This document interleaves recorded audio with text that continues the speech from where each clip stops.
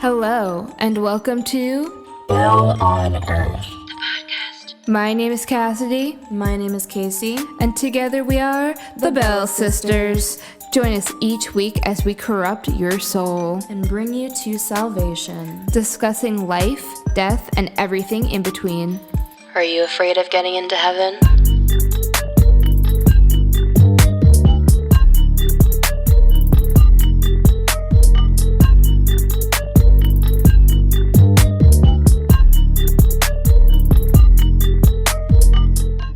Hello And welcome to Bell on Earth. to the podcast. Today's episode is going to be one that we've been kind of brewing on for a little while, and it's finally time to record it. Yeah, it's definitely one for the making, and I do think that we want to be pretty sensitive with this topic, so we've done our due diligence with it. With that being said, there is going to be a content warning of some sort, I guess, of all sorts, for sexual violence, sexual abuse, and pedophilia. Yeah, so the episode is on pedophilia. So yeah, like Cassidy said, we definitely want to go about this in the most cautious way we can. Yeah, because we're assholes, but we're not scumbags. Not to quote Small Town Murder, I was but gonna say, not to steal their swag. yeah, but but I mean, you know, We relate to that. we're like silly and funny and unserious about most things, but obviously we do take certain things very seriously, and this is one of them. Specifically coming off of the topics of like Quiet on Set and JoJo Siwa and all of that stuff that we have recently talked about. Yeah, and I think like most of the time, if not all of the time, we do a pretty good job of like explaining our side and explaining like why our opinion is the way it is. And I don't know how many jokes we'll really be making in this one. Yeah. Not just like given the like topic of it, but also just I feel like the way that we want to talk about it, we're not really like making fun of it. I think this is something that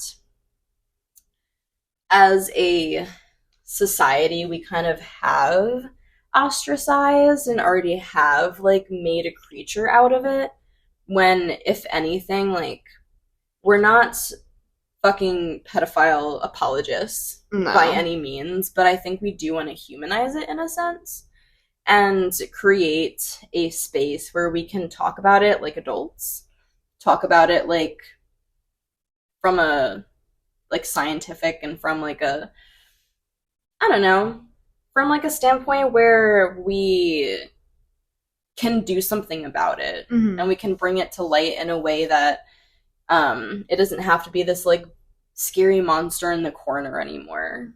Yeah, and I do think that, like, as we've done with the rest of the season, of course we have, like, made, like, jokes and stuff like that, but I do think that, like, the point of this whole season, as well as this podcast, is to explore topics that are uncomfortable and uneasy and things that we don't necessarily want to talk about but really should.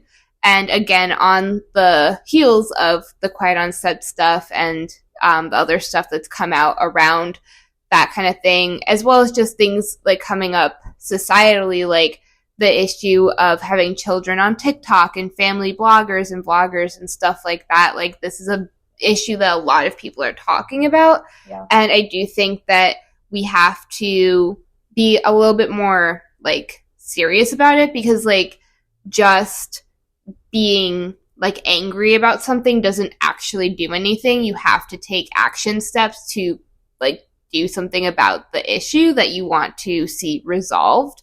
And of course, like, in terms of stuff like Quiet on Set, like, you know, if we are able to speak about stuff more and we are able to bring stuff more to light and we have more discussions and conversations around certain things, then it's easier to protect people, specifically children, who are one of the most, if not the most vulnerable populations of society, and honestly one of the most oppressed populations of society.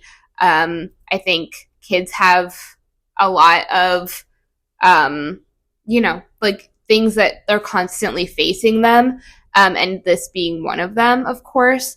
And it is something that a lot of people, like, honestly have gone through, and I think that the more that we bring it to light and the more that we actually like thoroughly discuss this topic, the more that we can not only protect children and prevent abuse, but we can also protect people who are, mentally ill and going through things. And the more we can prevent basically everyone being hurt in these situations. Yeah, absolutely. And I think with like this topic in particular, it's so widespread and it's like infiltrated so many aspects. I mean, like we were just talking about, like so many episodes that we've even done. It's like it infiltrates so much of our life and our society. Mm-hmm. And I really don't think that as a real issue it's talked about enough. I think we talk about it again as this like underlying theme, but like not as something that's like a real topic that we're going to be open and vulnerable with and like try to find an actual fucking solution and like dig deeper and not just be like, oh my god, people are like bad. It's like, well, why are they bad? Like, what is bad about it? Like, what is the underlying root of this all, so we can actually do something to fix it? Because the problem is never the problem. Yeah. You know? Exactly. And if you don't identify like the actual issue, then you'll never find a solution. And I think that's like what we want to do here. Obviously not just the two of us. I don't think like the two of us have like that power to like save the world or whatever. Maybe one day, but I do think that like it's important to have these conversations and to start discussing things in a little bit more of a serious tone, because the goal isn't to like hear stories about children and be like, wow, that's really sad that happened. It's like to prevent it type bullshit. Yeah, it's to prevent it from happening. Like, yes, the stuff that is in Quiet on Set and the stuff surrounding that documentary, as well as just, Hollywood in general, right? Like, that stuff is very, very sad, and it's very, like, very, very heartbreaking, I guess, is the best term I can come up with. But we can also, like, if we're just talking about it and saying, like, wow, that really sucks, but not doing anything to actually prevent it happening, then, like, what the fuck is the point of having this conversation in the first place? Exactly. Like, we're why? Going nowhere with it. Right. Like, why are we just, like, gaining entertainment off of people's traumas if we're not actually, like, doing something to help the children and protect them from these situations happening? And of course, like, this happens in so many different settings. Very, like, most of the time it happens in familial settings, because families are the ones who have the most access to children. And that's another problem that, like, we have to really, like, resolve and get into. And again, like, most of the time when it comes to abuse among families, it perpetrates because no one wants to talk about it, or it's normalized within the family. And instead of doing that, we can have like serious discussions around it, so that while we might not say like that we want to normalize it in a lot of ways, we just want to bring it to light and give more of a solution to everyone in that situation, rather than just be angry or put the blame on certain people. We can provide solutions, and we can provide like help for people of everyone, Yeah, exactly. So without further ado, I do want to get into kind of like the actual like science behind a lot of this and the research behind it, so that like not only do we have a good understanding of the topic, but also a good baseline as to like what problem we're actually dealing with here. Mm-hmm. So I do want to give credit to a psychologist and researcher named Dr. Craig Harper. A lot of my research came from his studies and his education, so shout out to him. Shout out Craigie Poo. So I first want to start off by laying a foundation of what is pedophilia. So pedophilia itself is actually a very specific type of what's called chronophilia. I think that specific term was coined by a psychologist called John Money. But basically, chronophilia is the varying form of romantic, or the varying forms of romantic preference and or sexual fixation limited to individuals of particular age ranges. So pedophilia in particular is referring to a specific age range. It's not just like children in general. Mm-hmm. It's referring to prepubescent children. So the types of chronophilia. So chronophilia itself, again, is just like the categorization, basically, of sexual and romantic preferences. So this has nothing to do with, and none of these truly have anything to do with, like offending status, like crime, anything like that. These are strictly the attractions, right? Mm-hmm. So keep that in mind here. So the types are, first of all, forgive me if I butcher some of these names. But anyway. I think we can forgive you for that. So from infants up to the age of 2, also keep in mind before I get started, these are like general age ranges. So basically these categories have to do more with the progression of bodily development versus strictly age. Mm. So basically infants up to around 2 is nepiophilia. Pedophilia in particular are prepubescent children, roughly 3 to 10. The next kind of category is pubescent children, roughly like 11 to 14, which is hebephilia. And then adolescent minors from around 15 to 17 is ephebophilia. And then when you get to the young, sexually mature adults around 18 to 40, that's teleophilia.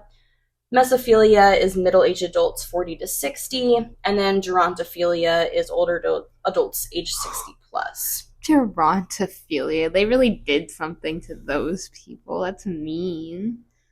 Why? It just sounds like dinosaur.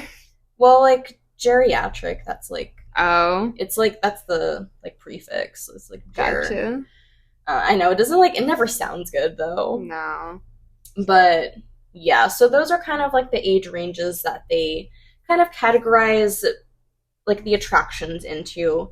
So once again, like attraction range does not indicate offending status, i.e. they're like teleophiles, which is that 18 to 40 range, who commit acts of rape. You know, there are ones who don't as well. Right. And then there are like nepiophiles, which is the infants of like up to age 2. There are people who are attracted to those who commit acts of rapes, and there are people who don't. So right. Like this is very, very important to create the distinction for. And I think what we want to get here is that there are people who are able to like resist the urges, or like are able to mitigate the urges towards children, and then there's people who like don't. So yeah, so there's a difference between, like, again, like the word that we're generally going to be using is pedophile because that's the most well known. But just again, understand that there's different levels and different like categories to like the attraction ages and stuff like that. But yes, there's a very distinct difference between a pedophile and a sexual or child sexual abuser. Yeah.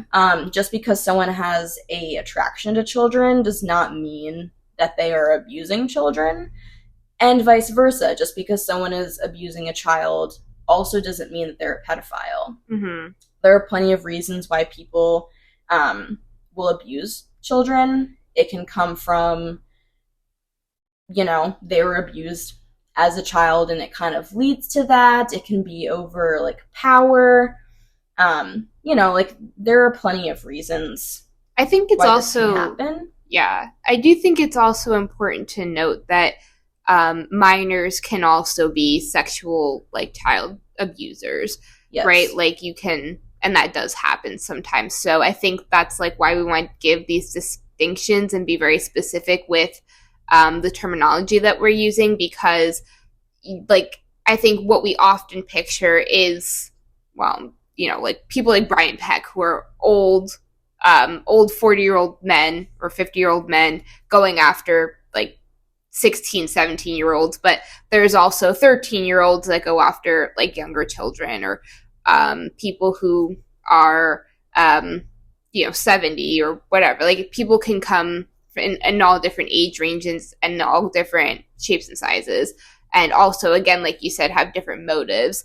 So that's why we want to make the distinction of someone who has like actual attraction but maybe doesn't like, do anything about it, and they understand and have that connection of this could hurt someone, versus people who may not actually be attracted to children but are attracted to, or not even attracted to, but just like are hurting other people and children. Yeah, absolutely. And that kind of goes into the topic of, is pedophilia an innate sexual orientation? Mm-hmm. So first of all, what defines sexual orientation? So the three main things that kind of have been brought up in my research are, number one, early age of onset. Two, stability over time. So like non-fluidity, it doesn't change with things like conversion therapy. And then lastly, a high degree of correlation between sexual and romantic behavior. So not only is there an attraction, but there's typically also that like romantic aspect to it. Mm-hmm. So people with truly pedophilic tendencies typically do recognize it early on in life. Typically it ends up becoming recognized in like early teens, just before puberty type of scenario.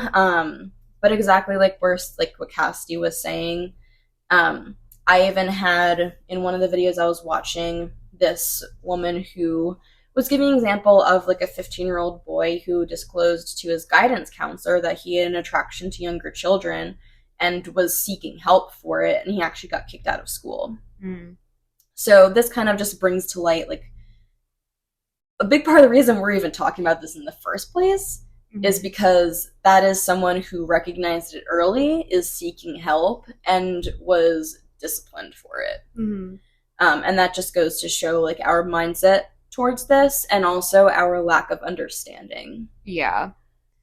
Because realistically, like, this kid who's seeking help now has absolutely no one to turn to, because very early on he's been shown that like when you're asking for help, no one's going to help you, and in fact they're just going to label you a monster, so why even go and get help? And is that like something that could have maybe been changed, but also at least been mitigated to the point where he can live a normal, successful life without harming people, and he's been shown that he can't do that, instead of shown compassion and like guidance in this situation, which can be very, very difficult and very sad for a lot of people.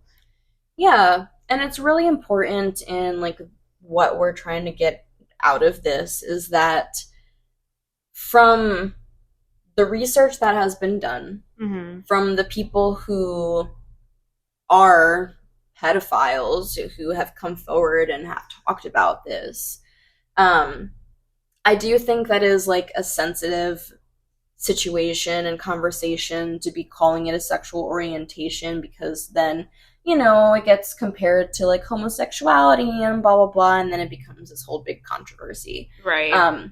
But like since the beginning of, at least for me, and like doing my research on pedophilia, to me it is pretty clear that it is a sexual orientation, from a very like basic standpoint, from like a very like scientific standpoint.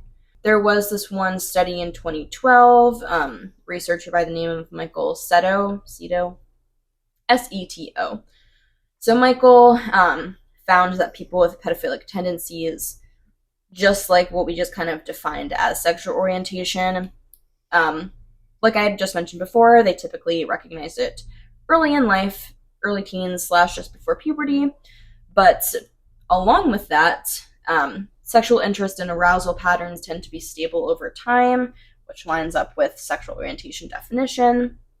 There is some degree of non-exclusivity, meaning attraction to one age range does not mean no attraction to others / adults. So basically, there are people who are attracted to, let's say, people in that 18 to 40 range. So they can be attracted to that age range in addition to younger age ranges. Right. So they can be in a relationship with someone around their age while also having these desires and thoughts. Mm-hmm. People trying to change their sexual interest / arousal is not successful. There are some people who will say they're able to change, but I mean, it reminds me of those, like, I started believing in God and I'm not gay anymore. Right. And statistics just don't hold up that viewpoint. Yeah. Yeah, so the studies don't seem to hold up the people are able to change with either conversion therapy or stuff like that. Yeah, and I do think that, like, to be honest, it's such a personal thing that, like, if you do truly believe that you've changed, then, like, that's, like, it's your decision, it's your life. Of course, I'm not saying that, like, anything is a choice or whatever, but I just mean that, like, it is, like, while your desires might not be a choice, like, your decision to live your life the way that you're going to live it is your choice. And so, like, if you choose to do X, Y, and Z, then, like, you're making that choice. So I do think that, like, that's still valid in terms of, like, if you, like, decide that you no longer want to be a homosexual, I guess, like, that you can decide that. It may not, like, mitigate the desires, but you can still make that choice. You know? I think that's what the research is getting at, is that, like, statistically and, like, the studies that they're doing, the desires don't go away, but, like, of course you can still choose whatever you want. Yeah. You don't have to be in any kind of relationship, but that doesn't mean, like, from, like, a biological or, like, whatever standpoint, like, it's still gonna be there. Yeah. And then also with these kinds of tendencies, there's a degree of correlation between sexual and romantic behaviors in those with pedophilic sexual arousal patterns. So basically meaning there is a higher statistic of them reporting to fall in love with someone in that age range, and then a lower incidence of them declaring that they've been in love with an adult. So, you know, again, you can have the attraction to both age ranges, but people who have that attraction to one age range are reporting that they do have that romantic tendency as well. Mm-hmm. So yeah, that is like the orientation part. I think, again, it's difficult to talk about and it's hard to get into, but yeah, the science kind of stands behind it. Yeah. Because I guess, like, what we're trying to say is we're not trying to necessarily compare it to people who are LGBTQ+, because it is still sort of a different topic of discussion, but we can't necessarily deny the science behind it and the science behind the biology of it either. And I do think that it's important to recognize that, because as we've recognized, you know, like, just different tendencies and stuff, like, I do think that it's important to give credence to all people and recognize that they're still valid, even if society deems it to be a problem. And of course, like, again, like what we said before, like, we're not saying that it's okay, but I do think that we shouldn't be, like, demonizing people. We should be, like, allowing people to be, like, honest with themselves and then seek support, you know? Yeah, I think we're just trying to say that's real. Yeah. And the only reason that it's being compared to homosexuality is because homosexuality is also seen as, like, a atypical or, like, deviant form of sexuality. Yeah. I mean, heterosexuality is also a sexual orientation. It's just that that's what's seen as normal. Mm-hmm. So they're all in the same level in terms of they're all sexual orientations. It's just, well, what is harmful to someone and what is not. Well, yeah. Because, again, like, someone who is a gerontophiliac is not fucking harming anyone.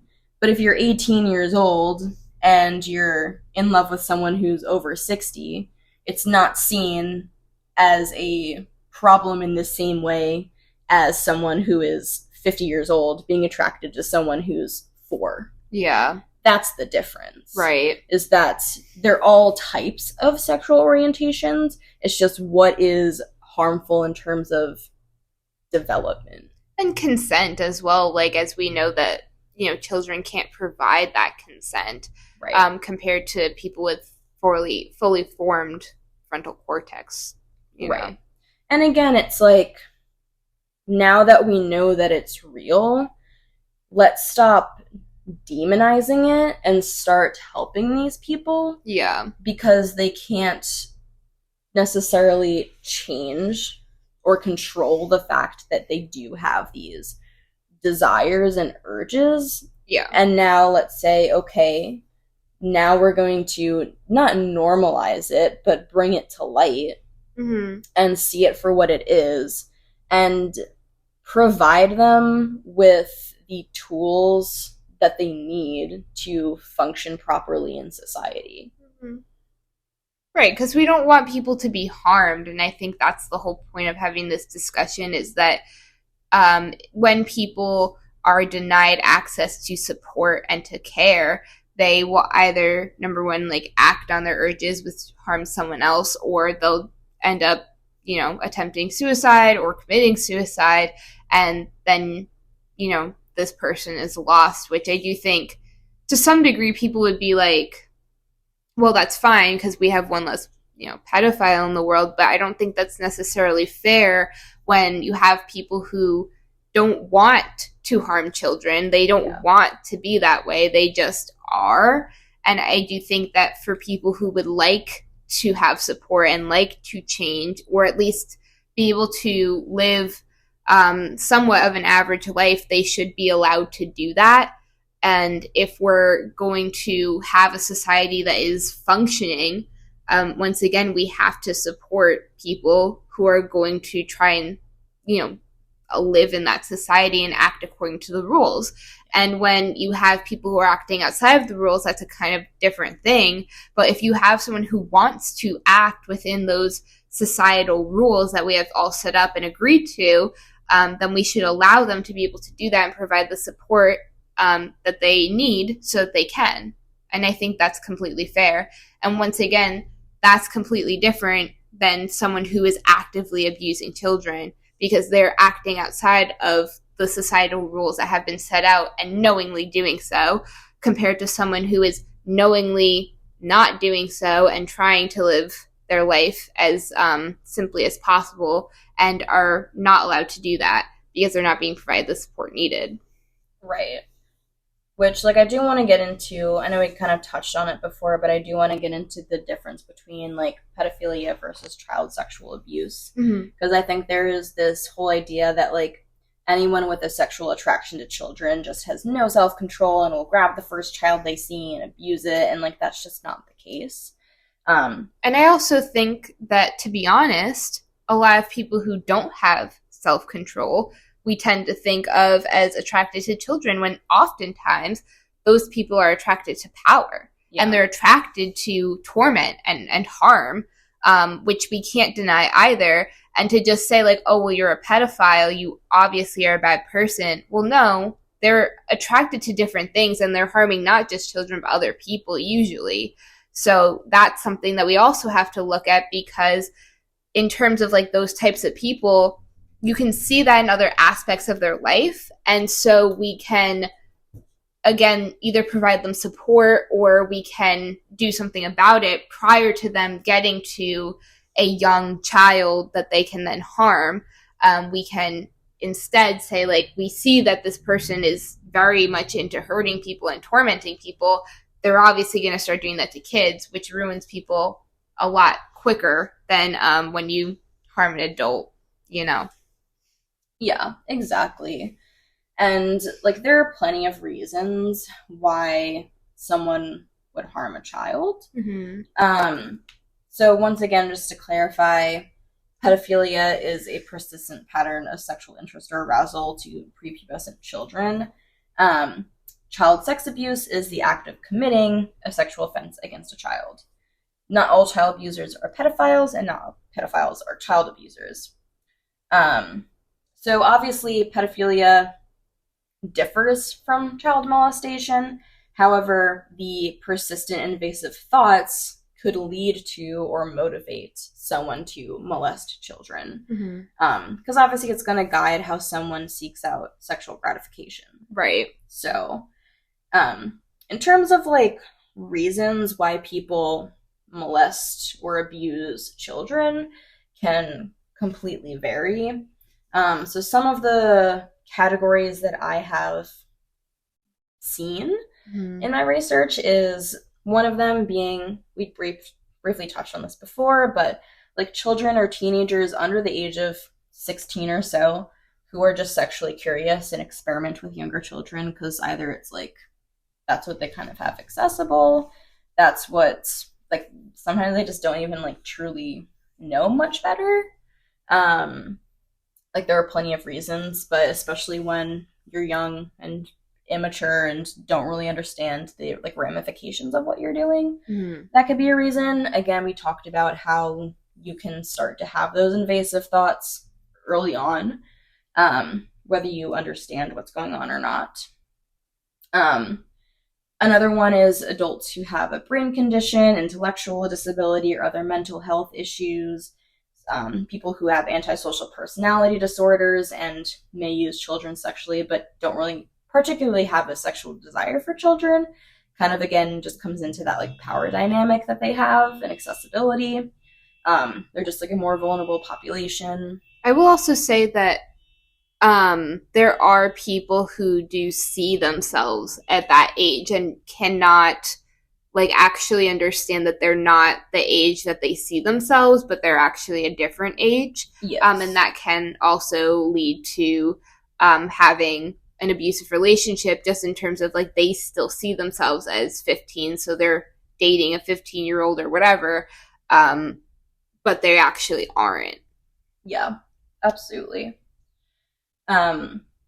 They've also mentioned that some adults might sexually abuse a child to feel the power, like we kind of mentioned, and control, that they don't feel in their relationships with other adults. They mentioned like moments of unusual stress in their life, such as during a divorce or after the loss of a job, could be reasons that people kind of have possibly, I guess you could word it as like lapses of judgment.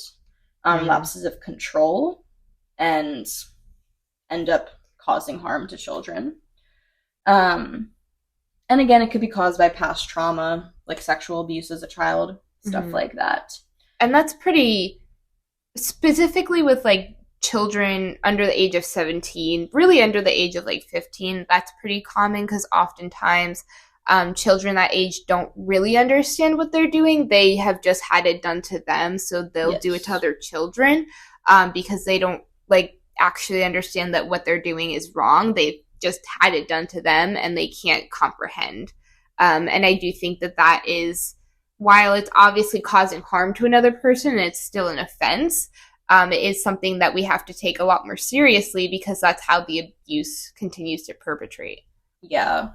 And I think that there is like also kind of a misconception of everyone who abuses a child was or has an attraction to children like was abused as a child. Yeah. Which I think like the research, as we're kind of going over, the research kind of shows that both are true.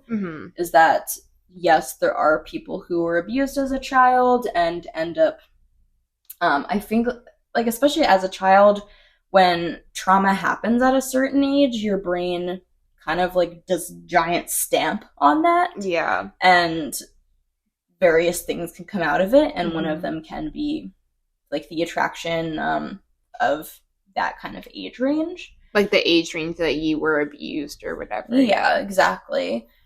Or, you know, there are people who that's just basically how they're born and that's nothing out of trauma.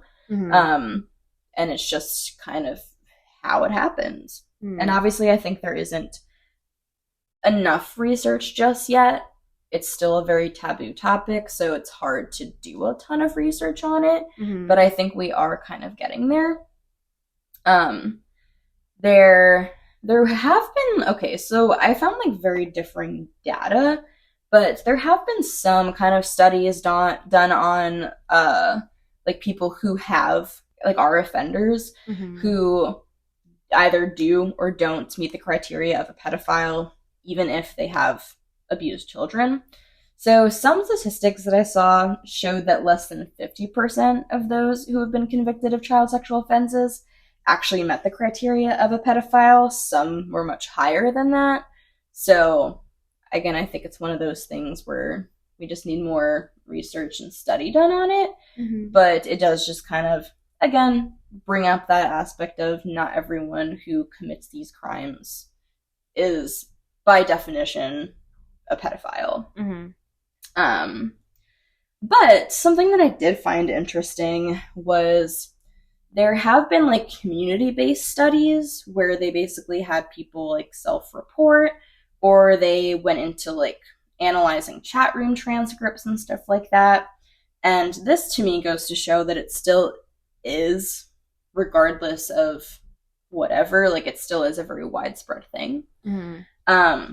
So there was one study of almost 9,000 men, and this was a self-reporting one, and 4.1% self-reported using sexual fantasies involving children. That was a 2015 study.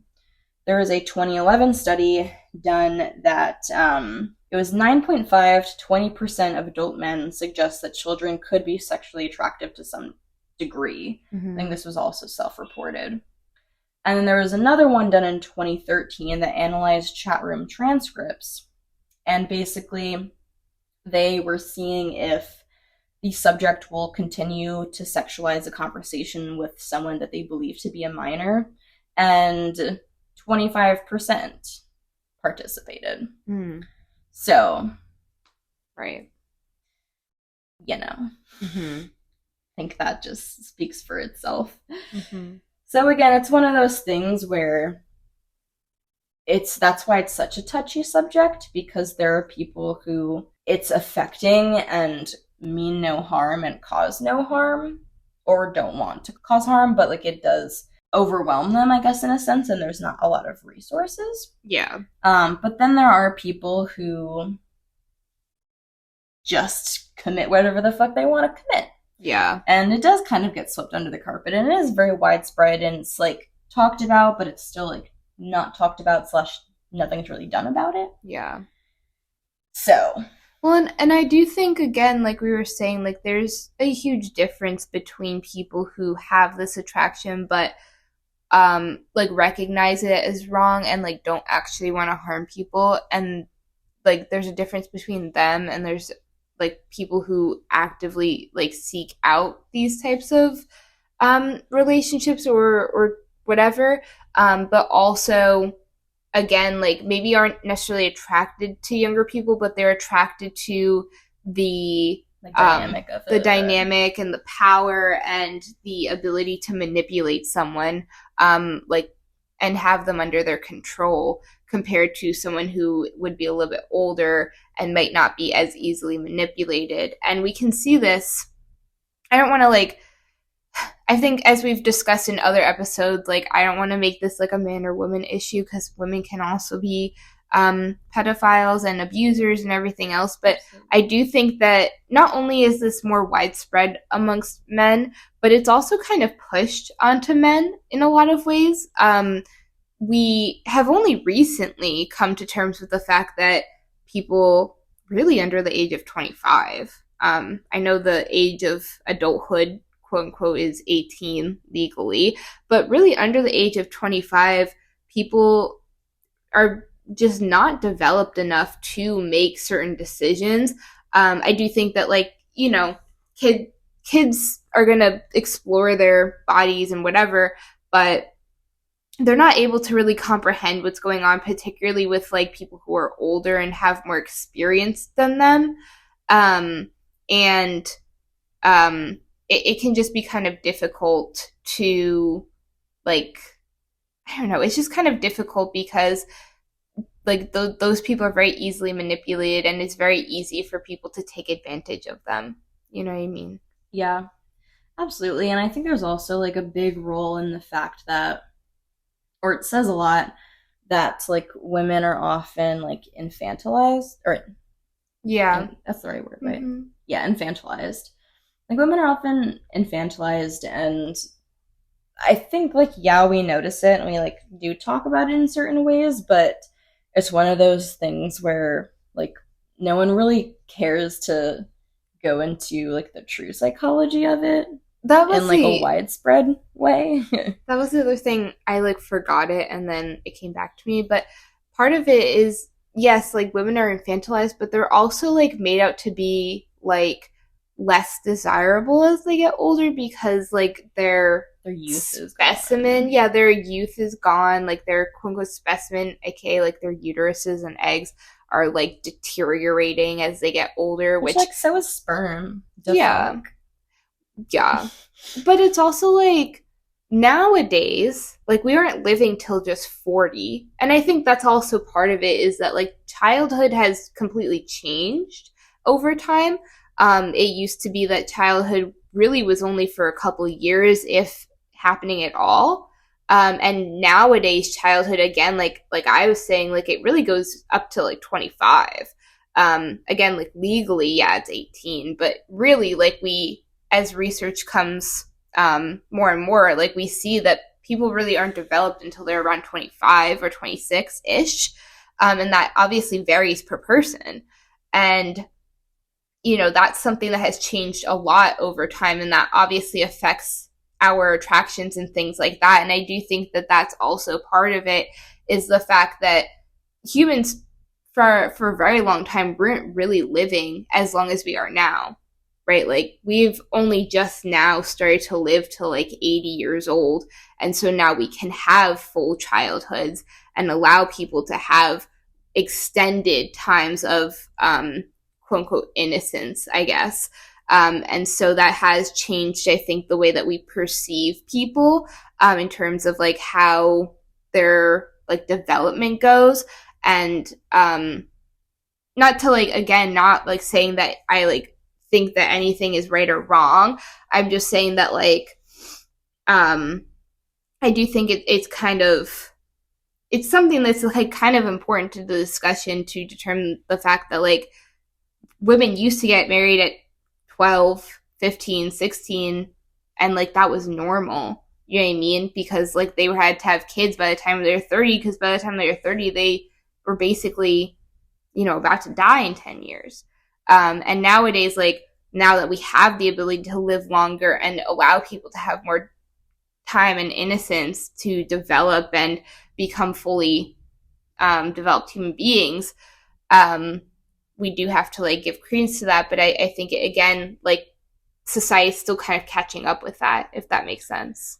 No, I definitely agree. And that is something that did come up in certain aspects of like the things that I was researching, where even that, which one was it called? The Pedophilia, which is like the adolescent minors 15 to 17. Even that like age range is kind of argued as like, is that true like concerning pedophilia, or is that like not for nothing, but like is that kind of normal to be attracted to that age range? Not necessarily in terms of dating. Yeah. But like actively. Right. And like I think like what we're getting at is like you said, the like there's been like more of a shift in society where we do see childhood up to a higher age, where like even nowadays like 18, 19 is still considered like too young type thing. Yeah, where like I don't know, like I think it really has to do with like intent and like dynamic and everything. Yeah. But like in terms of straight attraction, that 15 to 17 range kind of like I don't disagree. I think it is a little bit of a wishy-washy thing. Where like is it necessarily harmful that they're like people are attracted to that? I don't think so, because I think that that is when you're really coming into like your full form in a sense, like full like adult form.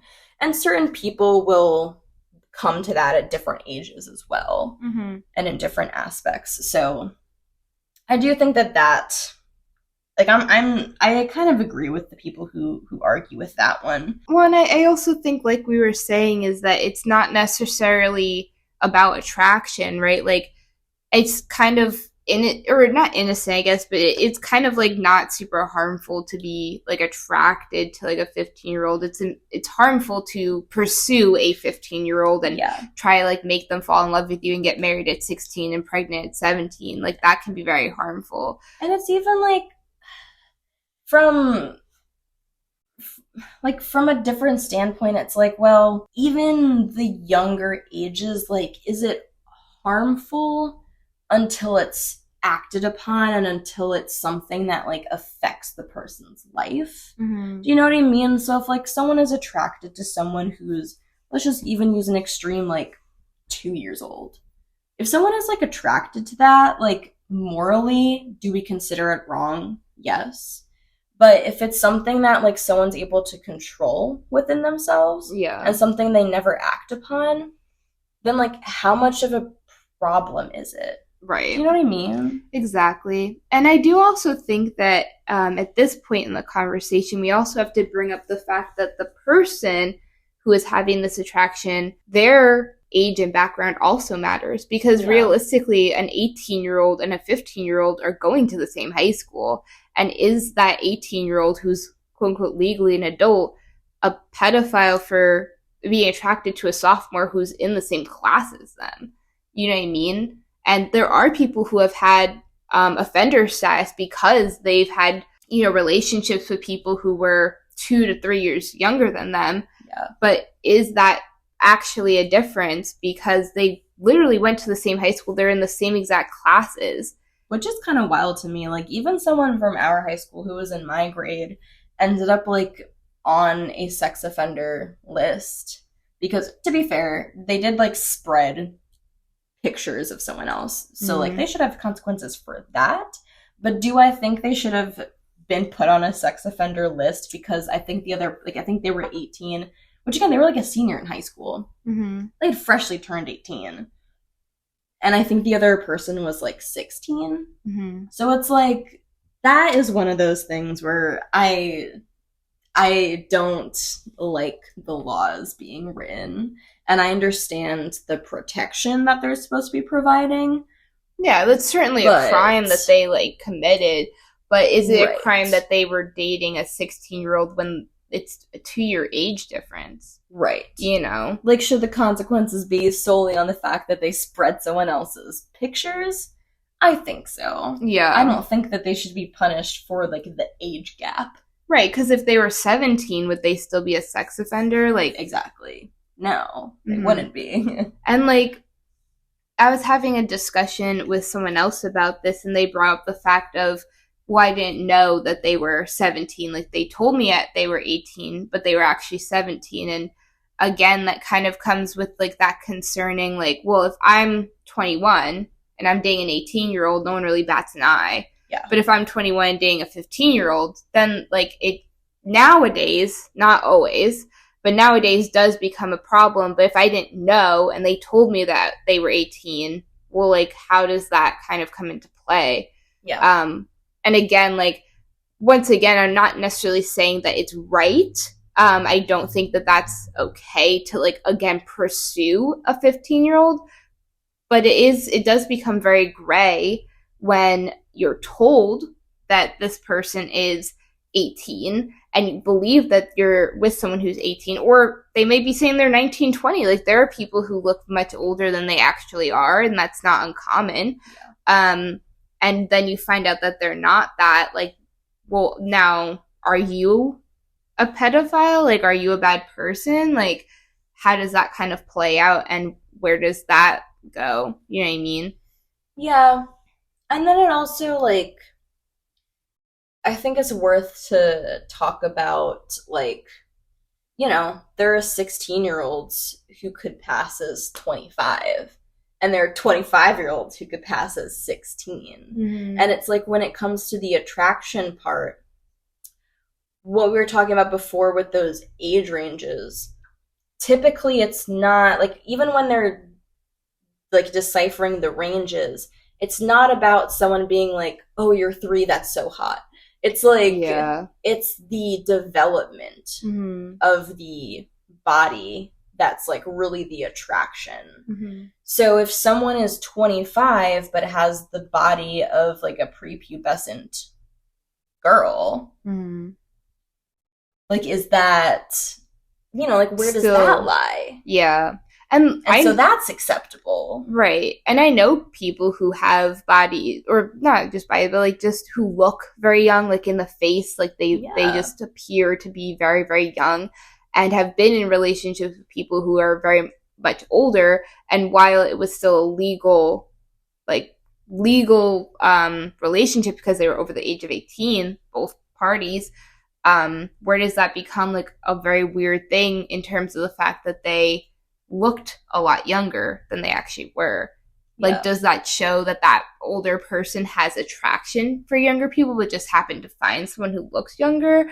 Or were they actually just attracted to this person who happened to be younger and looks younger? You know what I mean? Right. So it can be very gray and a little bit wishy-washy, and that's why painting everyone with the same broad stroke, I don't think is super fair.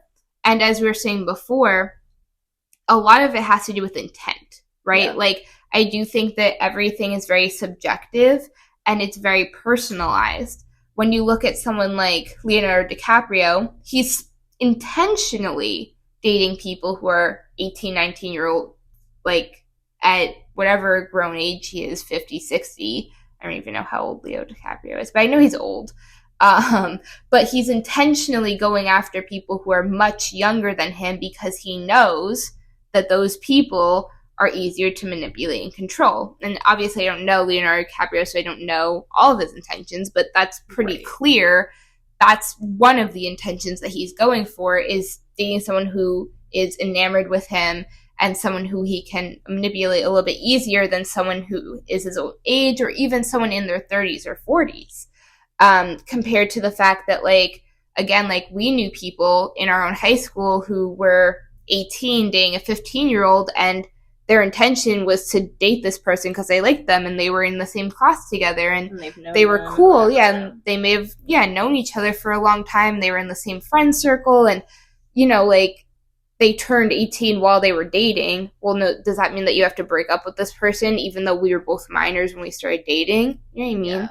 Yeah. So again, intention becomes a huge factor here. Once again, like we were saying before too, there are people who have these attractions and people who like power. When it comes to someone like, I think my mind goes to the cult, the Children of God. If you don't know the Children of God, it was a big, giant sex cult in like the 60s and 70s that promoted a lot of sexualization of children. And if you look at that person, who, I forget his name, the leader, but he was like a much older man, and he was really looking to just control everyone. Like, that's what he wanted, was a deep sense of control over the people in his cult and their children and like just everyone around them, so that they don't leave him and they continue to give him the power that he wants. And would I consider that person a child molester or a pedophile? Like, I can't necessarily like look at his intentions or what he was attracted to, but from the surface it looks like he's more attracted to the power dynamic and the manipulation compared to the actual children. You know what I mean? And so things like this can just become very gray. And like I said before, we have to be a little bit careful when we are just painting everyone with a broad brush, because there are a lot of nuances even to this type of conversation, where it is very difficult to have and very controversial and very heartbreaking in a lot of ways, because, again, we don't want any child to be harmed. But there's a huge difference between harming a child and dating a classmate, or dating someone with the intention of manipulating them, versus dating someone because you like them, or having attraction to someone but knowing it's wrong. Like, there's a lot of nuance here that is really important to bring forward and get out in the open. And I'm glad that we're having this conversation. I do hope that that point gets across to anyone who is listening to this, because once again, we're just trying to bring these ideas forward so that we can help more people and prevent harm from happening, again, for all parties. And I think, like, I feel like I've been stuttering a lot this episode because it's a very, I don't know, just like triggering, I guess, topic, and a very hard topic. And I don't want my points to be manipulated in any way. But I do think it's very important because, like, this stuff isn't like, it's not haha funny. It's very serious. Yeah. And it can ruin someone's life. Yeah. It really can. And something that, like, I've really been, like, reading a lot about, and, like, obviously, like, I've seen it too, but when it comes to, like, getting help and, like, risk assessment and stuff like that, it's very pronounced that the United States deals with this kind of stuff very differently than, like, Europe, like, specifically places like Germany and stuff like that. In the US, typically, it's hard to, first of all, get help for anything. I mean, we talked about the 15-year-old who was kicked out of school for disclosing the fact that they wanted to get help, basically. I think it's way more common for an individual who discloses that they have any, like, pedophilic tendencies that they'll be arrested, especially because here the therapists and, like, physicians and stuff like that are required by law to report anyone who poses a threat to children. There's also way more of a stigma surrounding anything kind of, like, sexual, but especially pedophilic, and there's limited numbers of resources, stuff like that. Which, not to interrupt, but I do think is quite interesting because we have a number of states in the union that allow for child marriage. And as we've seen, like, not for nothing, but rape does not get taken seriously. And I've watched pedophilia and child abuse not get taken seriously, both in my own life and also in other people's lives.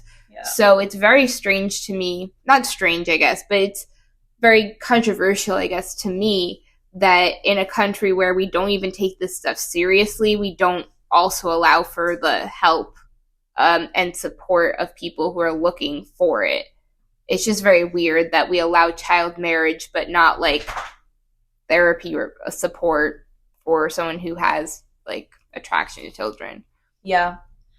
And kind of like I briefly mentioned, like, there are places in Europe that have just way more resources than we do in the US. It's a bit less stigmatized there, but it's also much more accessible to get, like, confidential help. And there's way more prevention and treatment programs. For example, Germany has a prevention project that actually is, like, a really big deal there, which may help those who are attracted to children refrain from acting on their desires. And in fact, like, some European countries actually, like, statistically have a lower child molestation rate than the United States. I was going to ask and see if you saw any difference in the numbers. That's very interesting. Yeah, I don't have, like, actual numbers to share, but I did, like, read about the fact that, like, there are plenty of European countries that do have lower rates, which I think, like, that would be interesting to look into as well. And I think that's, like, again, why we're having this conversation is we absolutely should have preventative measures and allow for people to seek support and help when they're in a crisis or when they are starting to feel these types of feelings, so that we can provide them support and also prevent them from harming anyone. And again, like, I don't want to necessarily sit here and paint a broad stroke over everyone, but I do think that anyone who's seeking support should be allowed to receive support. Yeah. And it's not really fair that in a country where we demonize something so much, we don't even have any form of prevention for it. And again, not only do we not have any prevention for it, but we kind of actively encourage it while also demonizing it. And again, I think that it's very much just like this weird nuanced topic that we don't really allow for conversations around, and it becomes like this bigger problem where we just allow kids to get harmed without doing anything about it. And it's just very weird to me that we have like allowed this as a society. And that's why I think conversations like this are so important. Yeah. And like from what I've seen is that like a lot of other countries that do talk about it, like they have more like widespread like government programs. So in the US there are some resources, but everything that I've found has been like a community type thing started by an individual. Two examples, there's a website called VERPED. It stands for Virtuous Pedophiles. It's basically a community of people with pedophilic sexual interests that are committed to providing community and helping each other refrain from offending and improving mental health in regards to their own sexual arousal patterns.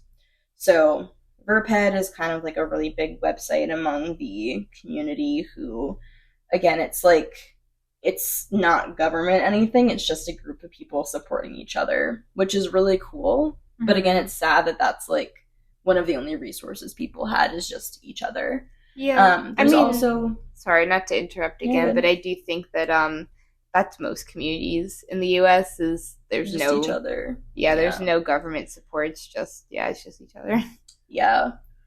There is, if you look on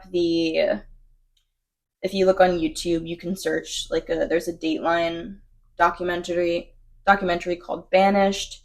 It's about a place called Miracle Village in Pahokee, Florida. It's basically a complex of, at least from when I read this, it was like around 54 duplexes and like 6 family homes. But basically, it was an organization with the stated goal of providing prison aftercare. So it provides services including transportation to newly released prisoners.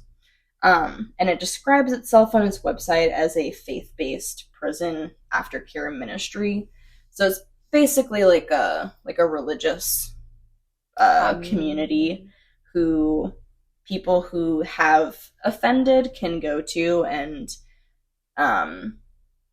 ideally, like their goal is to like be able to refrain from reoffending in a community-based way, so they can support each other.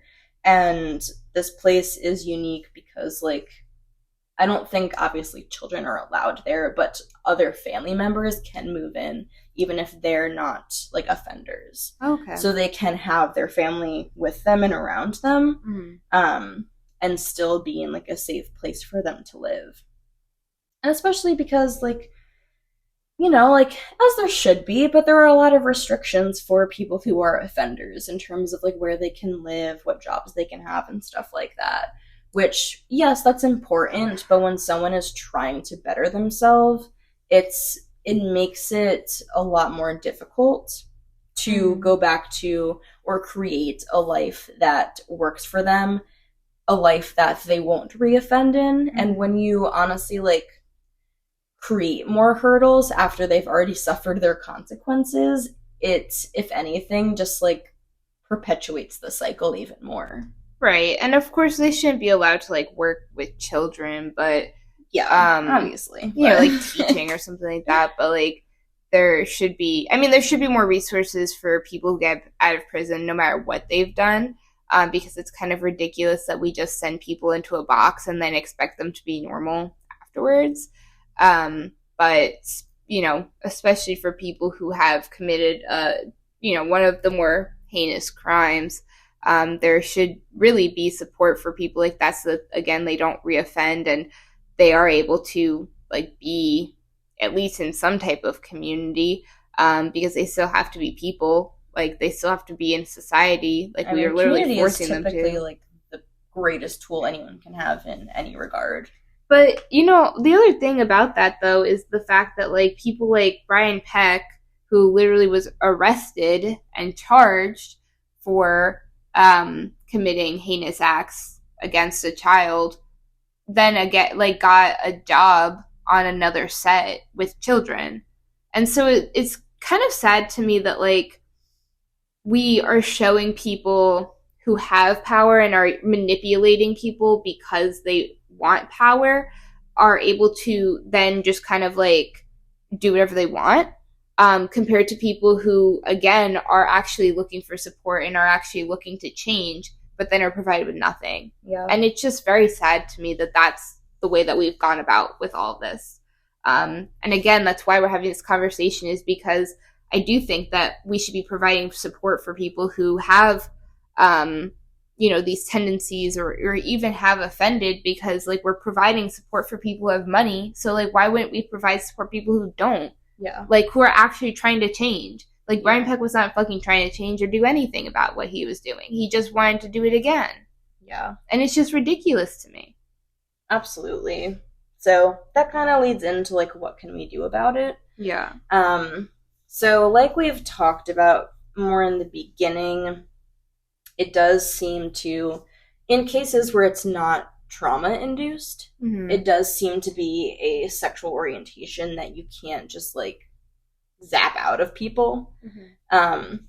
So certain things like CBT, which is like cognitive behavioral therapy, seems to be effective in at least decreasing like hypersexuality among pedophiles, which just makes it a lot more tolerable for people to have those thoughts and urges and not be like forced basically to act upon them because like the urge is so strong. So it gives people like coping skills to deal with it.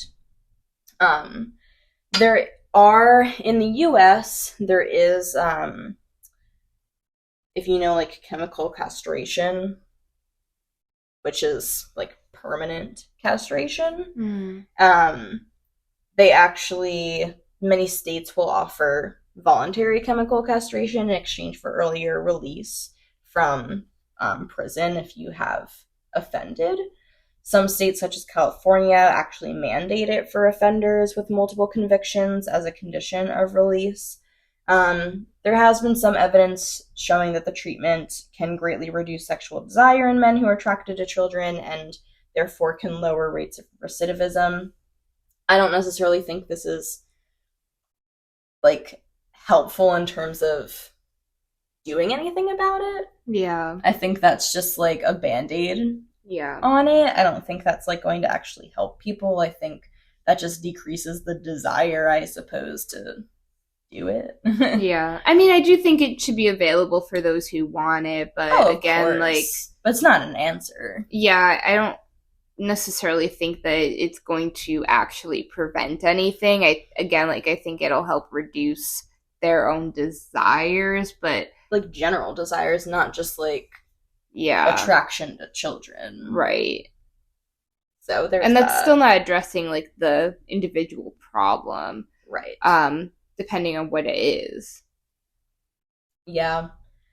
So I think like the two biggest things that we should be doing are introducing programs like some of those European countries have.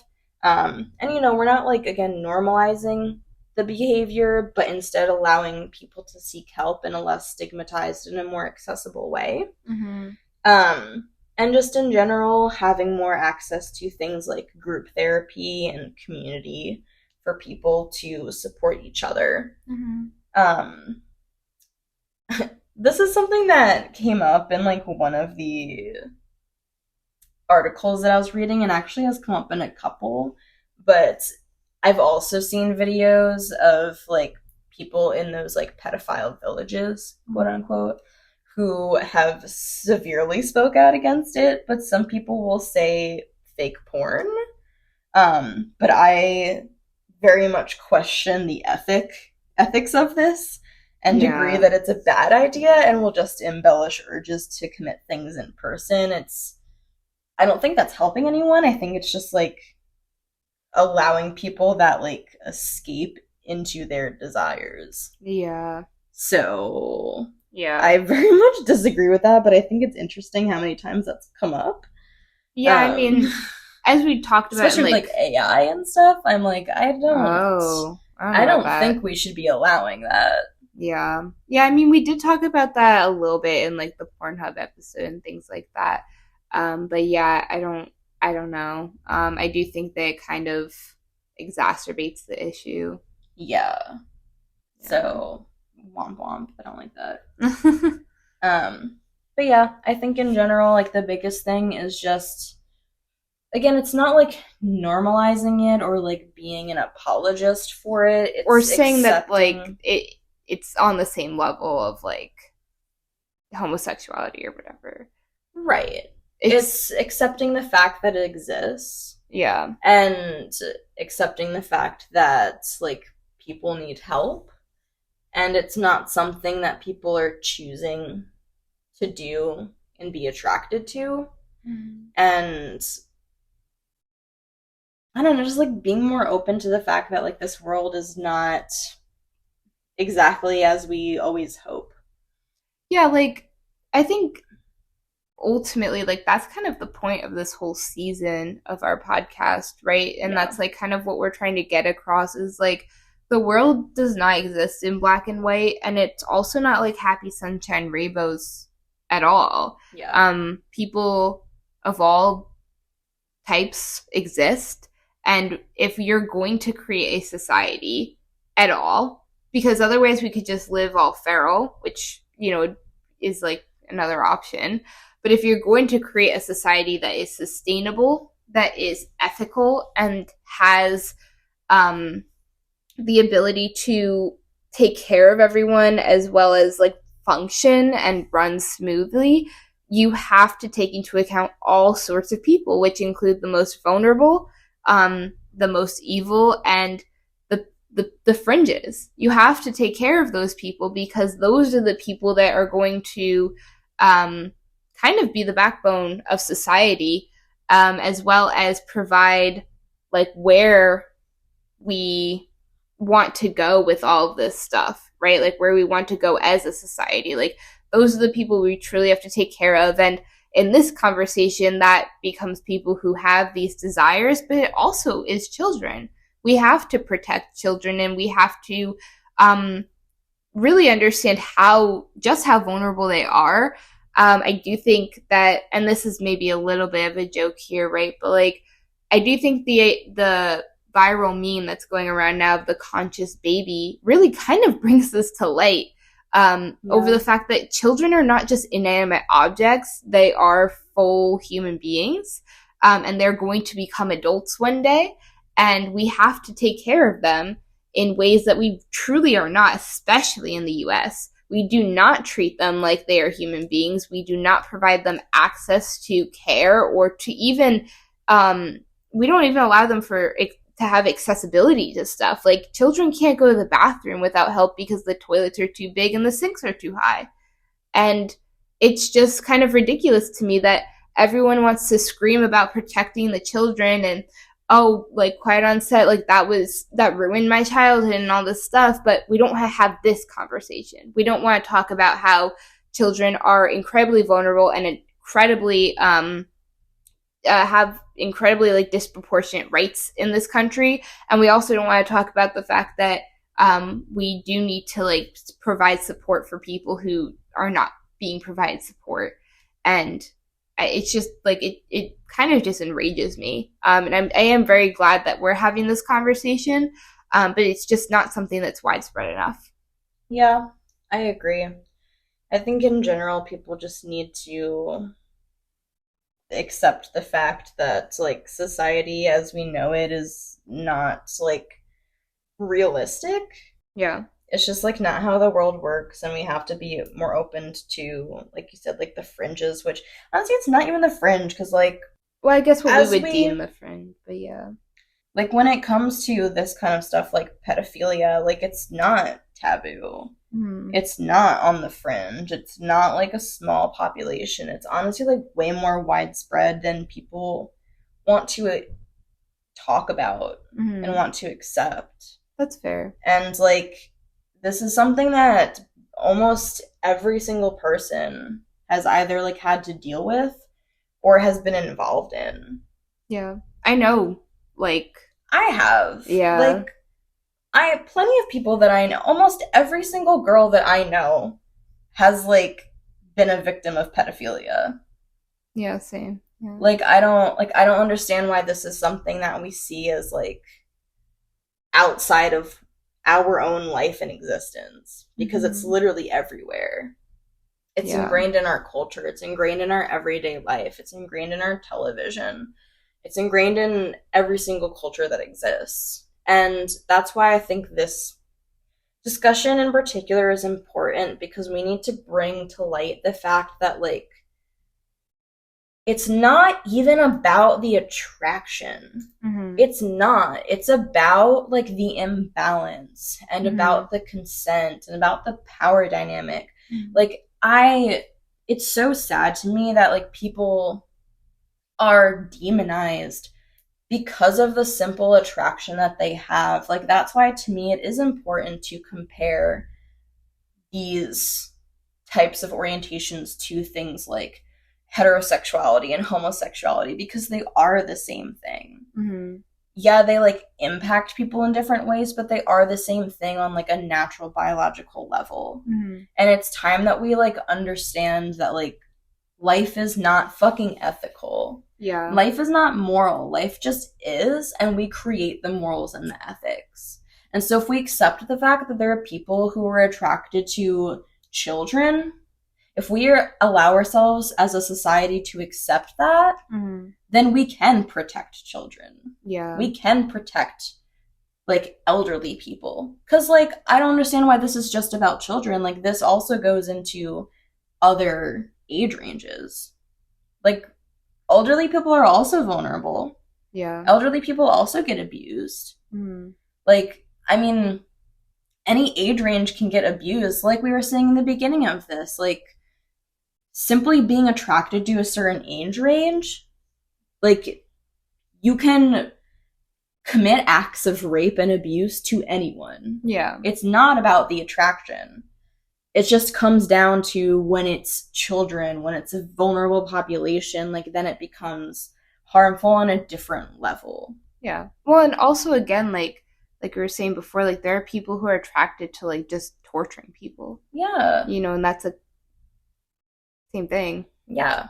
Like people have like different fetishes and fantasies and like there are so many different like types of sexual desires and like I don't know, like it's definitely something that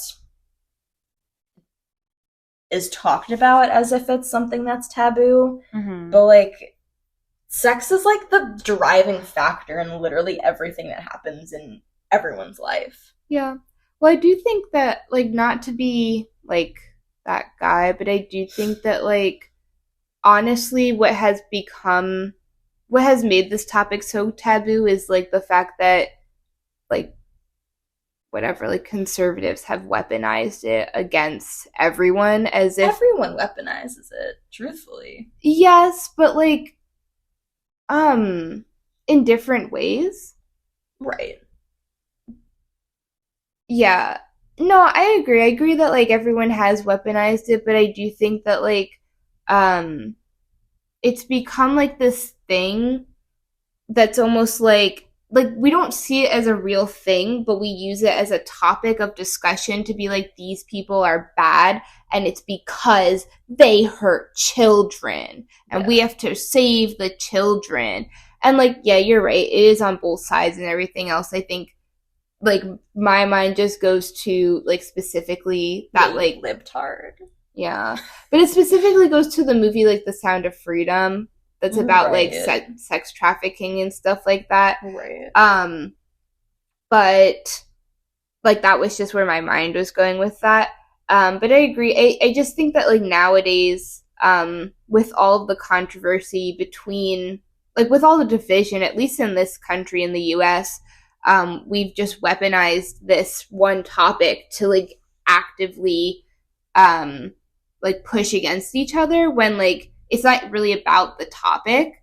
Yeah. And instead of like making it this thing where it's like, yeah, like this is a real thing, like this does happen and we should be supporting and protecting people, it's just almost like this fake little like clickbaity like news thing that we can throw out against people and be like, oh, well, they said cheese pizza, so they're obviously a pedophile. You know what I mean? Yeah. And it's like, but that's like harming not only people who are like victims of pedophilia, but also people who have like these tendencies and aren't able to receive support.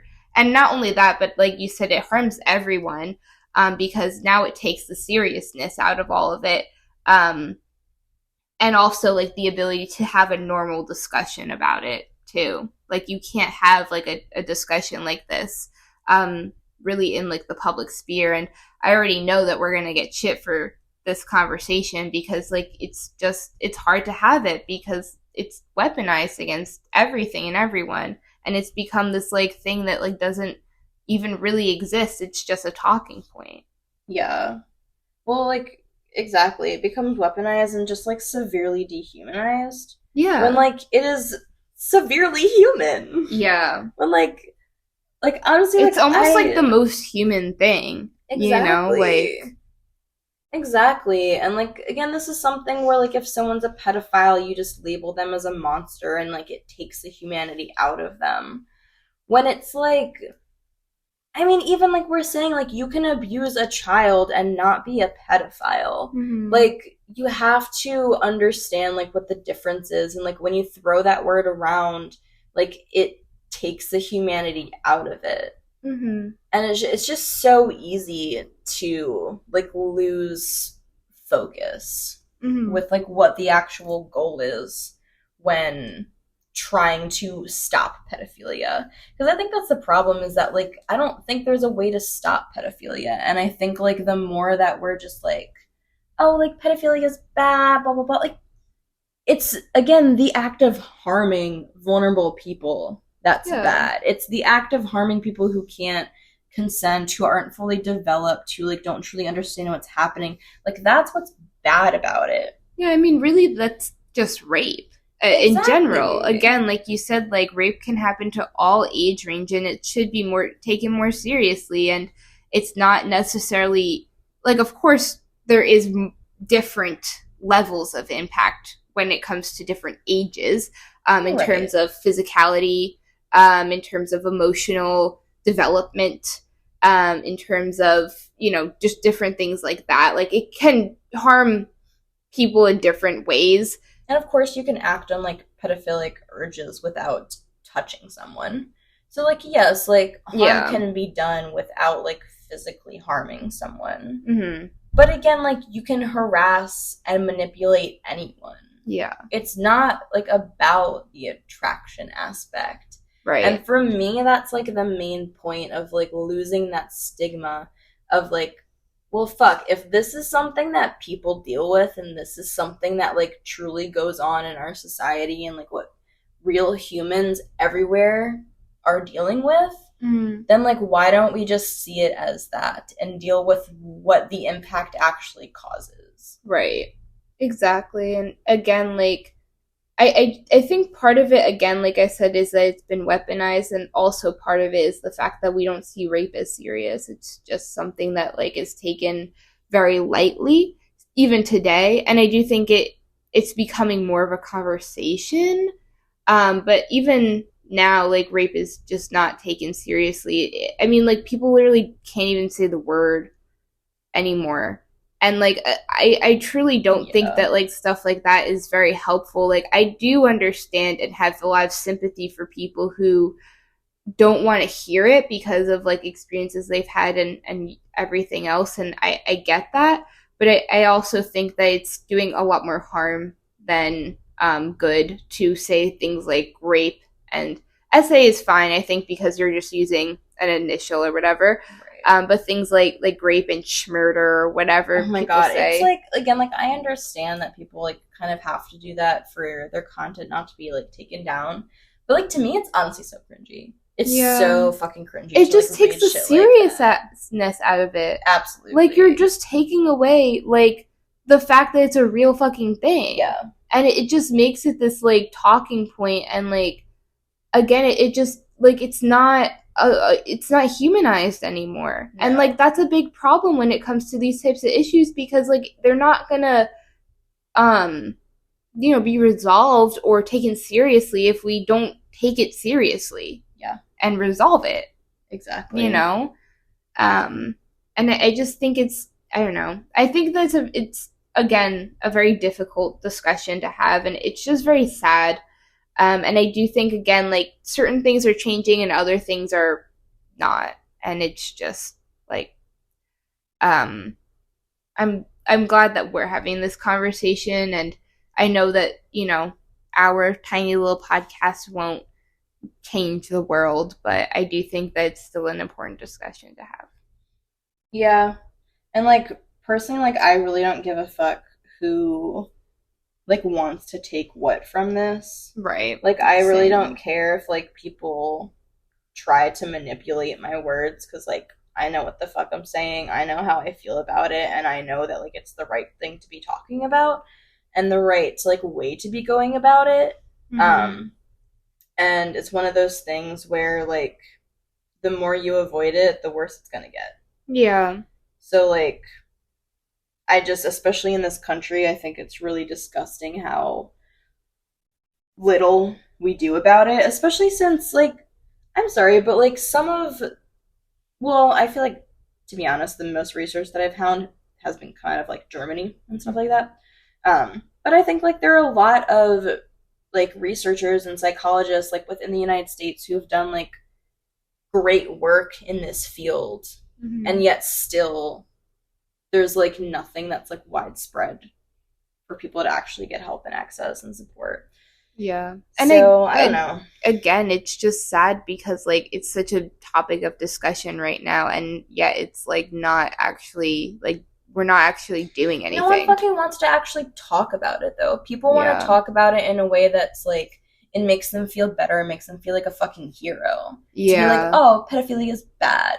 Like, yeah, like, I understand what you're saying, but, like, you're not doing anything. Yeah. Your words mean nothing. When, like, you don't try to solve the problem, when you don't try to understand it. Mm-hmm.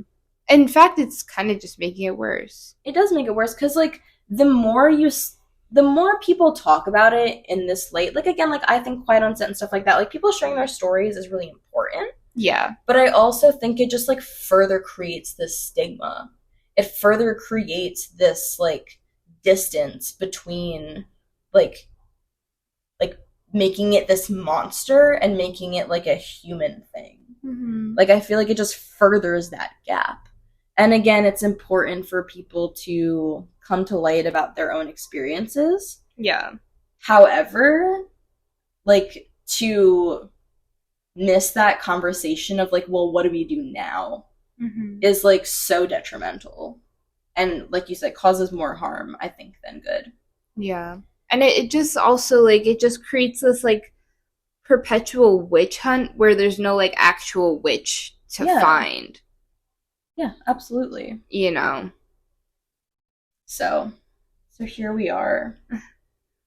We're the witches you're searching for. Yeah. We're the witches that you absolutely will and probably should burn at the stake. Yeah. As Cassidy's shirt says, witch and famous. I'm wearing an appropriate outfit. Life says of the witch and famous, you want a piece of me. Oh my god. Well, Derek's gonna kill us now, so... Derek would be the one to burn us at the stake. Yeah. But then again, I guess that's reparations, right? Oh my god. And so we did make one joke this episode. About racism, not even pedophilia. Yeah. We avoided that. Yeah, we did it. Good job, guys. So, with that, I hope you learned a thing or two. I hope this, even if, like, you knew about the topic and, like, you knew about a lot of this research, hopefully, like, you learned another thing about it. Hopefully, give you maybe a different perspective. If you didn't know anything about it, hopefully it kind of opened your mind a little bit. And if it didn't do any of that, then I literally, like, don't care. Yeah. Like, I did not give a fuck before, and I give less of a fuck now. And honestly, if you're still here, and you still think that, like, we're wrong, then, like...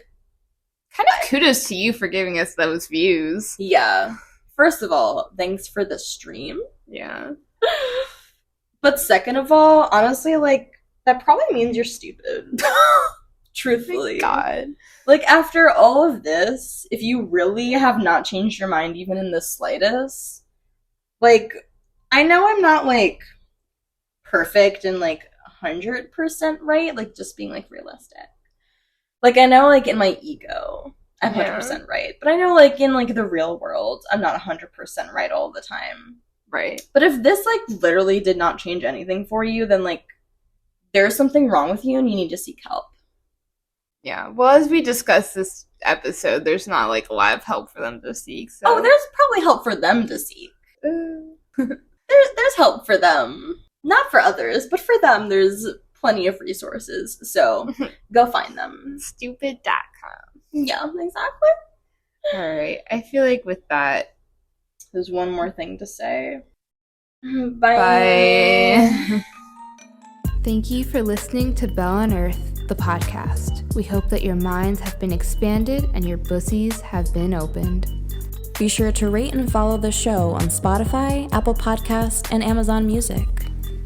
This podcast is brought to you by Free Studio Productions. It's hosted and produced by Cassidy and Casey Bell. Big thanks to our executive producer, Dark Benton.